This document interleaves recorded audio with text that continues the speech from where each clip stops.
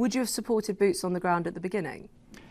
I would have, long before this, supported putting more Americans and NATO forces on the ground to train and assist Ukrainian forces, so that Russian generals looking through their field glasses across the border would have seen a lot of American flags and wondered what it meant. Instead, in early December, Biden, without anything in exchange from the Russians, on his own, ruled out the use of American troops. He didn't have to do that. That was an unforced error. That allowed Putin to check that off his list. What Biden could have done instead, could have done two things. One, he just could have remained silent.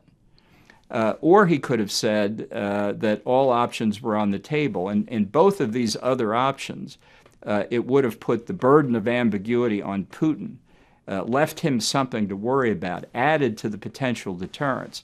But instead, by taking it off the table, Biden took it out of the deterrence calculus. Even if you accept some of those missteps, regardless of where you are on the political divide, there are many who feel uncomfortable about boots on the ground because of the escalation that they fear with Russia.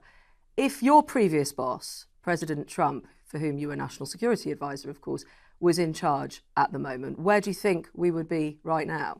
I think the Russian forces would be in Kyiv by now, but saying Trump is deficient is an easy thing to do. I do it quite frequently. The real problem is you've only got one president at a time, and we are in a situation now where we have the perception in Europe and in much of Congress that the leadership is weak, that it's being dragged along as events unfold, rather than really trying to shape the overall environment. Had there been a more effective effort before those comments of Biden's in December, we might have been able to deter the invasion to begin with. That was the objective. And that failure is something we see now every day. But ironically, whereas NATO and the U.S. failed to deter Putin, we're now being deterred by Putin.